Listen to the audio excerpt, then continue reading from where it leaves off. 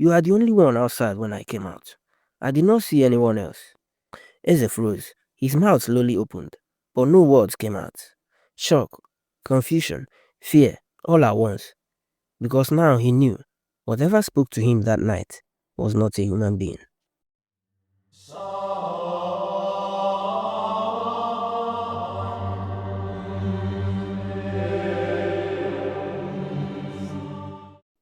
That night, Eze could not sleep at all. He lay on his mat, turning from one side to the other, his heart beating fast.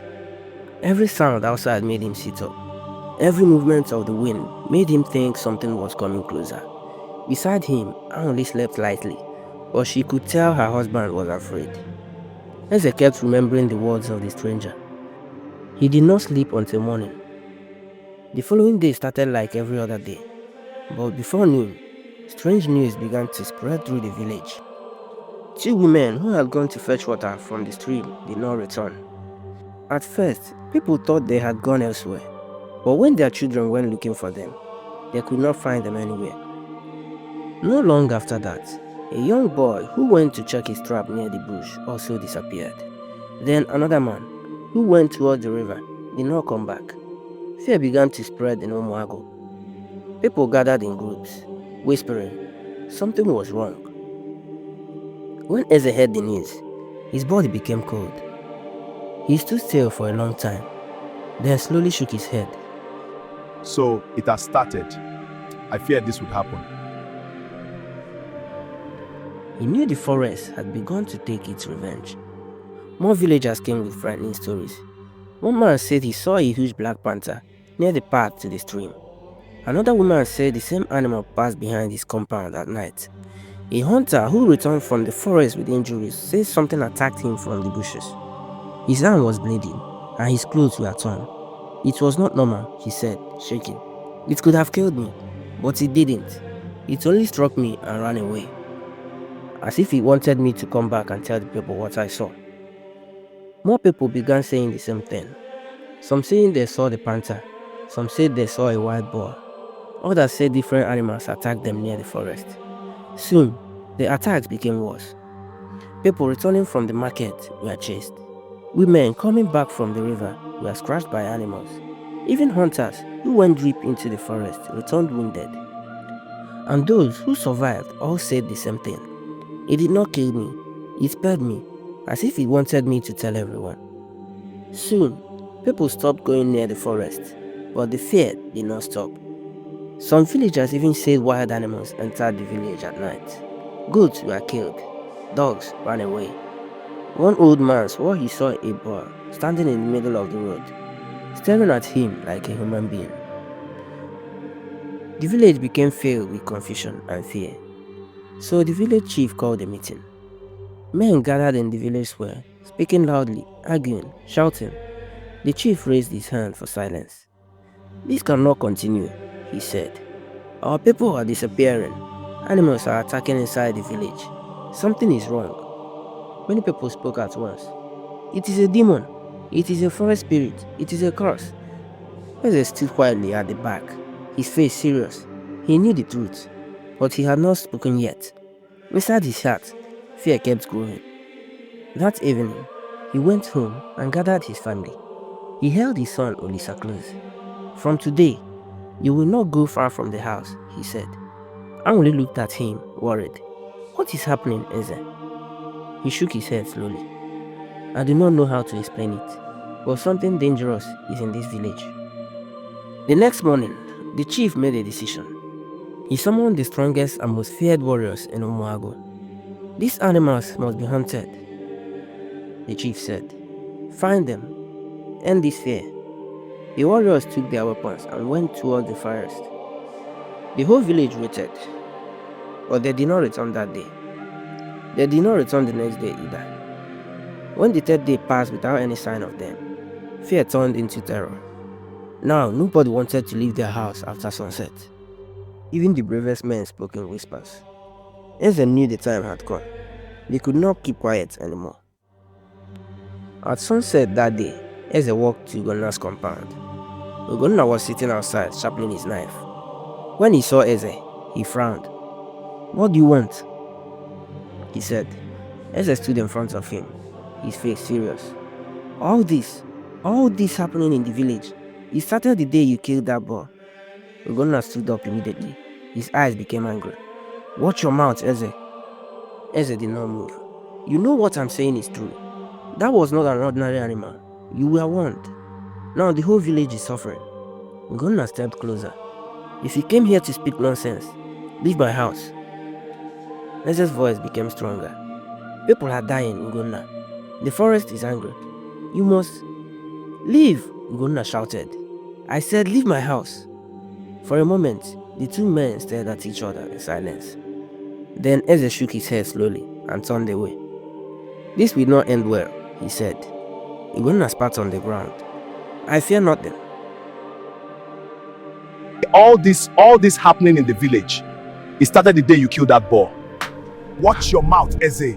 You know what I'm saying is true. That was not an ordinary animal. You were warned. Now the whole village is suffering. If you came here to speak nonsense, leave my house. People are dying, Ogonna. The forest is angry. You must come. Leave! I said leave my house! This will not end well.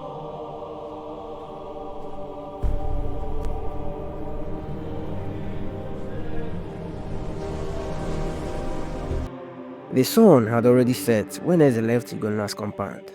Night was falling as he walked home. The path was quiet, too quiet. Then he saw a figure standing in the distance.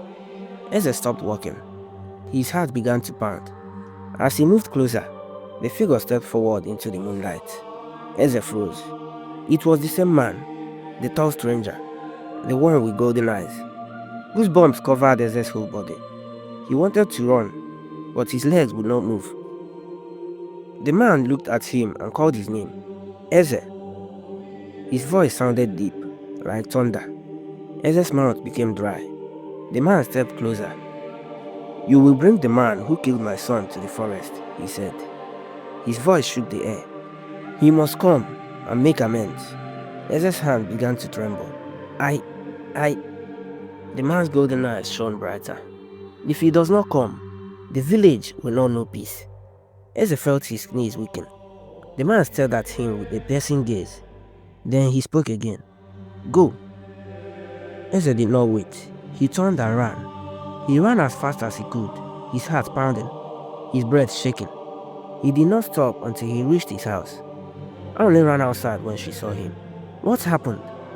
Eze held the wall, breathing hard. He came again. The man, the golden-eyed man. He said Ugonna must go to the forest, or the village will be destroyed. I only covered her mouth in fear. Then this is not an ordinary matter, she whispered. The next morning, Eze went straight to Ugonna's house. He told him everything, every word, every warning, every threat. But Ugonna only laughed. You are mad, he said. Leave my house before I chase you out. Eze begged him. Our village is in danger. Come with me.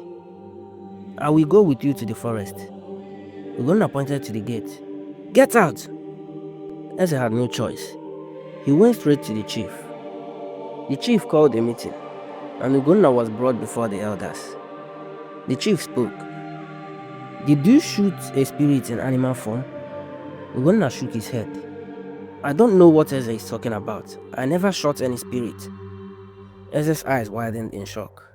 You are lying, he shouted. Ugonna pointed at him. Maybe you are the one who shot it and now you want to blame me. The elders murmured in confusion. Then Eze said loudly, There are witnesses. Ugonna's face changed. For the first time, fear entered his eyes. The hunters who went with them that day were called, and one by one, they spoke.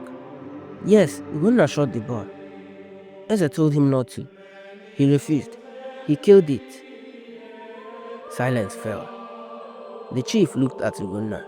You have brought danger to this village. Ugonna could not speak. Eze told them about the golden-eyed man. The elders listened carefully. Then the oldest elder spoke. Making amends is the only way. He looked at Ugonna. You will go to the forest. You will beg with a sincere heart. If the spirit sees truth in you, you will return. If not, you will not return alive. Nguna's legs became weak. Inside his mind, he thought, I will use this chance to run away. But then Eze spoke, I will escort him. The chief then nodded. Good, Eze will go with you. When Ugonna left the meeting, his heart was full of fear. Now he could not run easily. Eze would be with him. He walked home slowly, thinking, if I go to that forest, the spirit will kill me. His face became hard. No, I will not die. Whatever I have to do, I will do it to stay alive. That night, he returned to his compound with fear burning inside his heart. He did not sit outside like he usually did. He went straight into his hut and called his wife. Ginika, come inside. We need to talk. Ginika saw the look on his face and became worried. What happened? What did the chief say?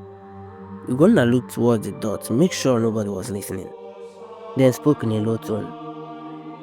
They want me to go to the forest tonight to beg the spirit. Ginika gasped. The forest? At night? He nodded.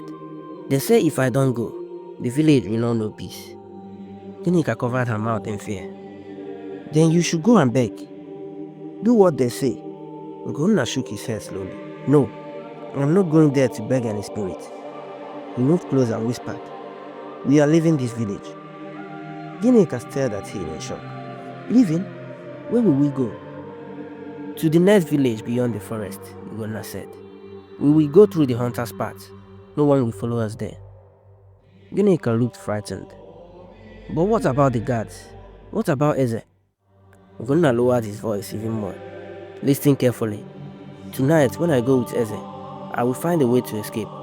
When I return, you must be ready. Pack some of our things. Get Kachi ready.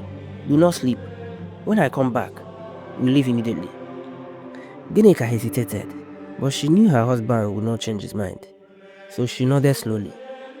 I will be ready. Later that night, the village guards arrived at his compound. They carried spears and torches, and behind them came Eze, already prepared for the journey. Eze's face was serious but calm. It is time, he said. Ugonna forced himself to nod, and Ginika watched from the doorway, holding her son tightly, her heart beating fast. The guards surrounded the two men, and together they began walking towards the forest. Nobody spoke. Only the sound of footsteps and the wind moving through the trees followed them. When they reached at the edge of the forest, the guards stopped. One of them spoke. We go no farther. The chief ordered us to wait here. Another guard added. You will go in alone. We will wait until you return. Eze nodded. He turned to Gunnar. Let us go. The two men stepped into the dark forest. The moment they entered, the air felt cold. The forest was silent, too silent. They walked carefully, following the path they remembered. The elders had instructed them clearly. Ugonna must kneel at the exact place where he shot the animal and beg with sincerity. But as they walked deeper, Ugonna's mind was not on begging. He was thinking of escape. I will not die here. I will not kneel before any spirit. He kept looking around, searching for the best chance. They walked for a long time until they reached the place. The same clearing, same trees, the same spot where the boar had fallen. Eze stopped. We are here, he said quietly. Ugonna's heart began to beat faster. This was his chance. And then suddenly, he held his stomach and bent slightly. Wait, he said. Eze looked at him. What is it? I need to relieve myself, Ugonna said. I can't hold it. Wait here. Eze hesitated, then nodded. Go, I will wait. Ugonna walked away slowly, pretending to search for a place. He moved a little farther, behind some trees. His face changed immediately. He quickly took out his bow from his back. He placed an arrow on the string. His hands trembled, but he forced himself to pull the bow. He turned and aimed it at Eze.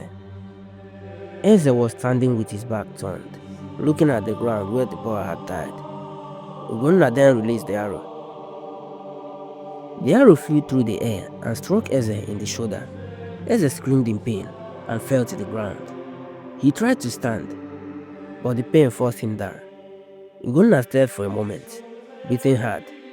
He thought the arrow had ended him. "That is enough," he muttered. Without waiting, he turned and ran. He ran through another path. He ran until he reached the back path near his compound. He rushed inside. "Ginika, Kachi, come." They were already waiting. They grabbed their things and followed him immediately. Without looking back, the three of them ran through the forest path toward the next village. Meanwhile, the guards were still waiting at the edge of the forest. Minutes passed. Then one of them suddenly froze. "Did you see that?" A huge black panther was walking slowly towards them, its eyes showing in the torchlight. The guards raised their spears. "Get ready." But before they could attack, the panther vanished, just like smoke. The guards stepped back in fear. What was that?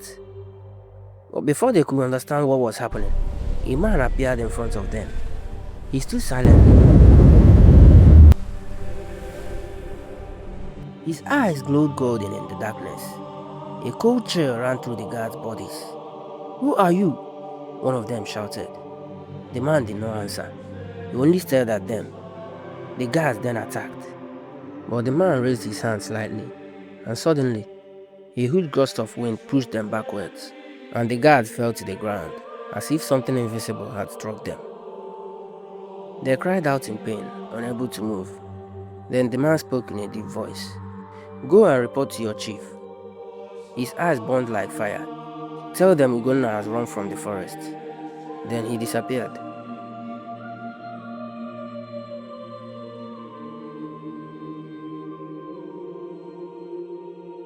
The guards lay on the ground, shaking in terror. Ugonna and his family were still running through the forest path. Suddenly, a huge panther jumped in front of them. Its eyes glowed golden in the darkness. Ginika screamed. Kachi cried. "Run!" Ugonna shouted. They turned and ran in another direction. Branches hid their faces as they ran blindly through the trees. In the confusion, they became separated. Ugonna stopped and looked around. "Ginika! Kachi!" But no answer.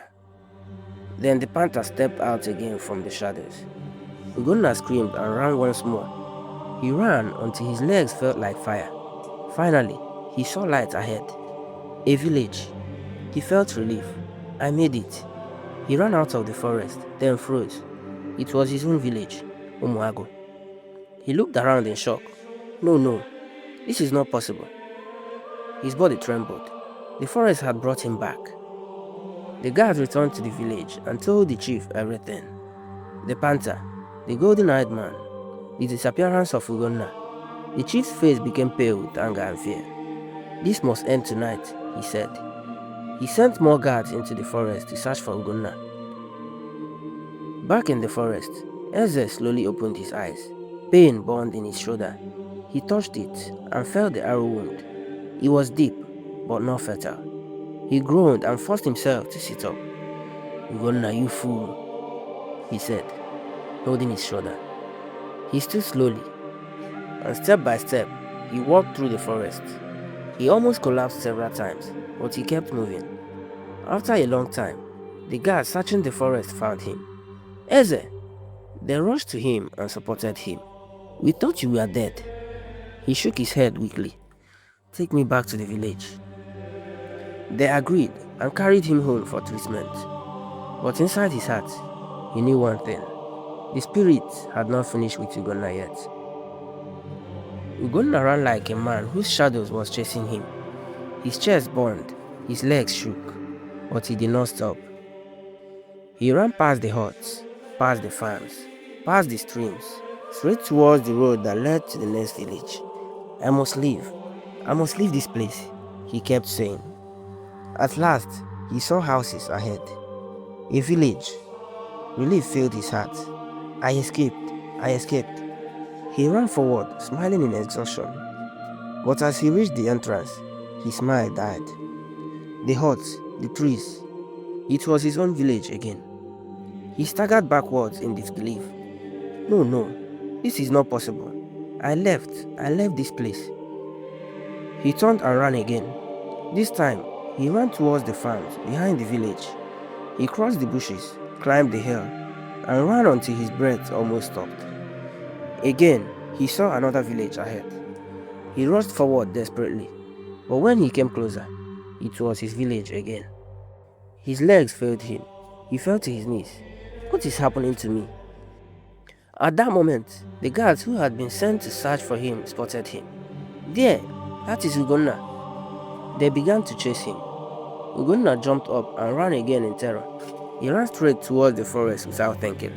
Branches scratched his body as he pushed through the trees. Suddenly, he stopped. Standing in front of him was the Black Panther again. Its golden eyes shone in the darkness. Ugonna screamed and turned back. He ran out of the forest as fast as he could. He burst out from the trees and found himself inside the village again. At that moment, something broke inside him. He was no longer thinking of escaping. He only wanted to live. He ran through the village screaming, "Help me! Help me! Somebody help me!" Villagers rushed out of their huts. Women held their children. Ugonna ran straight to the chief's compound. He fell to the ground in front of the entrance. "Chief, save me! Please save me!" The noise brought everyone out. The chief came outside, surrounded by elders. Even Eze, with his shoulder bandaged, came out slowly. When Ugonna saw Eze, his eyes widened in shock. You are alive." Eze looked at him with pain in his eyes. "You tried to kill me, Ugonna. Yet the spirit spared me." Ugonna crawled towards the chief. "Please, I beg you, help me. Something is chasing me. I cannot leave this village. The forest keeps bringing me back." The chief's face hardened with anger. He pointed at Ugonna. "You brought this trouble upon our land," his voice thundered. "You killed what we were warned not to kill. You lied before the elders. You even tried to kill the man who tried to save you." The villagers murmured in fear. The chief continued, "You will be taken back to the forest, and you will beg until the spirit decides your fate." Suddenly, the air grew cold. A strange silence fell over the compound. Everyone turned. A man was walking slowly into the gathering, tall, calm, terrifying. His eyes glowed like gold in the night, and behind him walked two Black Panthers. Their bodies moved like shadows. No one spoke, no one breathed. The elders stepped back in fear.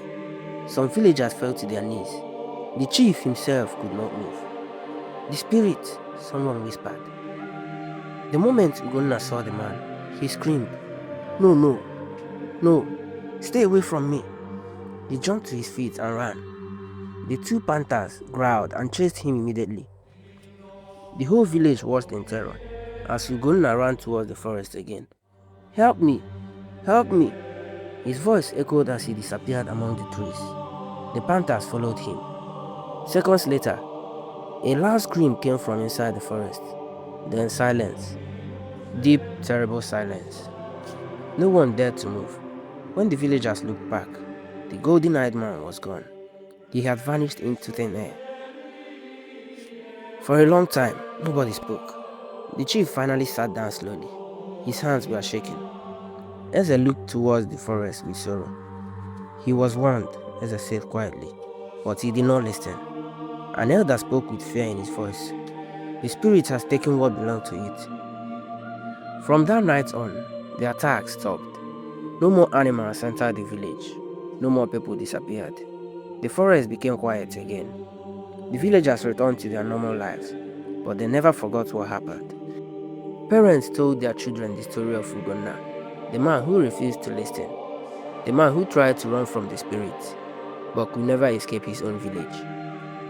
Until this day, the elders say on some nights, deep inside the forest, a black panther with golden eyes can still be seen watching the village, as if guarding something that must never be harmed again.